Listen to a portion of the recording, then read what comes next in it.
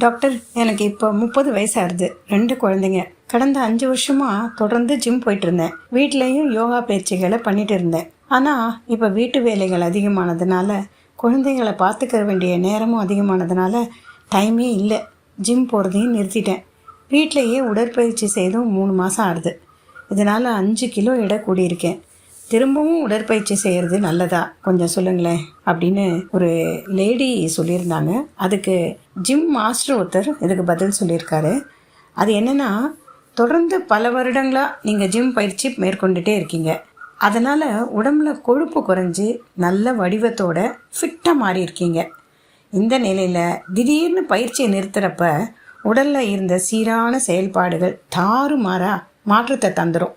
இதனால் கொழுப்பு சேர்றது, உடலில் வடிவம் மாறுறது, தொப்பை போடுறது, எடை கூடுறது, இன்னும் பல மாற்றங்கள் ஏற்படும். விளைவு என்னாகும்? தைராய்டு, சர்க்கரை நோய், ஒபிசிட்டி, இந்த பாதிப்புகள்லாம் வர ஆரம்பிச்சிடும். ஜிம் போக நேரம் இல்லைனாலும் கிடைக்கிற நேரத்தில் வீட்டில் இருந்தபடியே உடற்பயிற்சிகளை செய்யலாம். நடைப்பயிற்சி ரொம்ப நல்லது.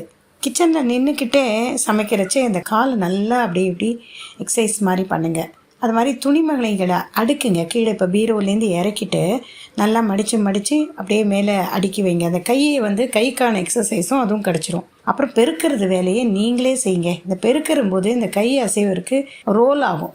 முன்னாடியும் பின்னாடியும் போகிறதுனால இந்த ஷோல்டர் பகுதி உங்களுக்கு நல்லா ஃபிட்டாக இருக்கும். ஒவ்வொரு செயலுமே உடற்பயிற்சியாக மாற்றிடலாம் நம்ம. இதனால் எடையும் கட்டுக்குள்ளே வரும், உடம்பும் கட்டுக்கோப்பாக இருக்கும்.